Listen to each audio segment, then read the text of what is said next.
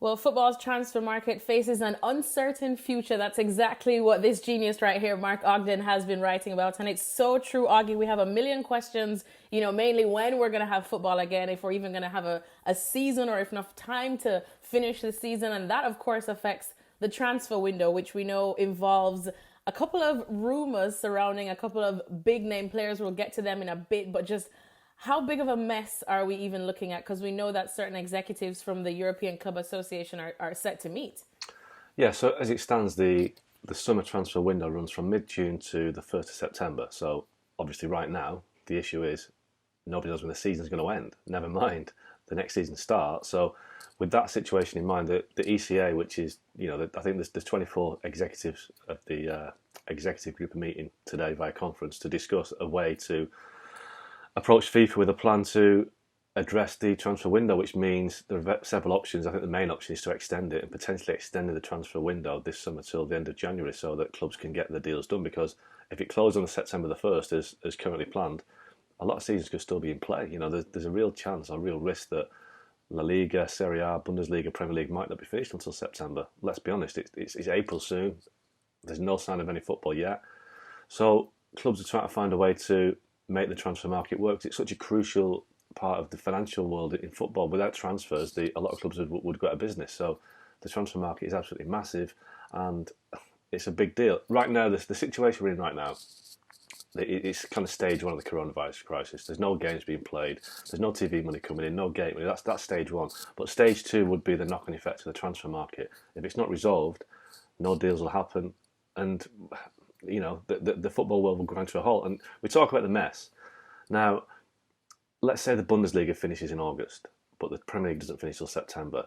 Man United are looking at Jadon Sancho. When can Man United sign Jadon Sancho if the leagues finish at different times? So this is another key element of why clubs are determined to have an open-ended transfer window this summer, just to allow them all to get the business done when their leagues finish. We're expecting as well some news from the video conference call that the ECR are planning on having today. However, as you said, this is still very early, just even in this coronavirus, crisis. We're hearing that, it won't probably even peak until another 2.5 weeks. So there's still a lot of questions to be answered, and we probably won't get the answers anytime soon. So from this meeting, what are you expecting?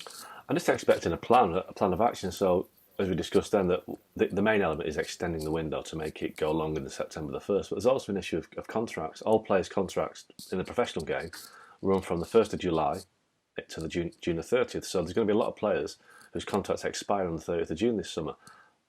In an ordinary summer, that would be fine. But this summer, the football's still going to be played. We potentially going to have the Premier League, La Liga, etc. going on in July, August. So all these players are out of contract. What's going to happen to them? So another element of this is that the clubs will make sure that I'll ask FIFA to say, all these contracts that are going to end, can we make sure that they now end when the season ends? So, which makes sense, but then let's take the example of Hakim Ziyech at Chelsea. He's still at Ajax. They've got a deal in place for him to sign for Chelsea on the 1st of July. But the Dutch League may not finish by then. The Premier League won't finish by then. So what happens to Hakim Ziyech? Does he sign for Chelsea on the 1st of July, or does he finish the season at Ajax? So FIFA, you would think, would say all contracts will now be extended until the end of the season in which you play. So that would be one element that they want to do as well. So it's crucial, really. It may sound quite a dry element of this crisis, but without transfers, the game's got a real problem. Well, you definitely highlighted a couple of transfers in terms of, like Jadon Sancho as well.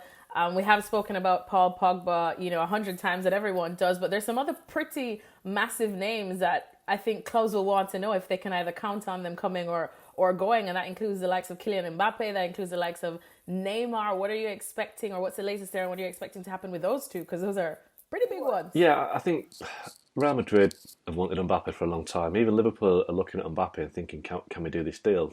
I do think that Mbappe is more likely to happen in 12 months' time. But Neymar, as we all know, that Barcelona are determined to get Neymar back to the Nou Camp.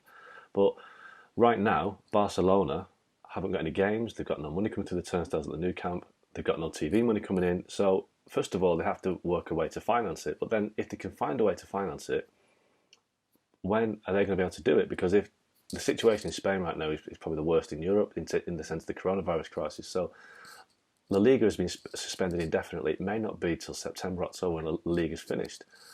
Ligue 1 might finish in September. So what does Neymar do in the meantime? What do Barcelona do? Do they have the money to sign Neymar because their financial streams have been so badly affected by the coronavirus crisis? They may not have the money to do it.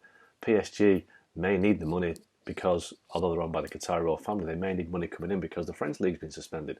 So Neymar this summer looked like it was more likely to happen than not, but I think now it's less likely because of the situation we're in. Thanks so much for watching ESPN on YouTube. And for more sports highlights and analysis, be sure to download the ESPN app. And for premium content and live streaming, subscribe to ESPN Plus.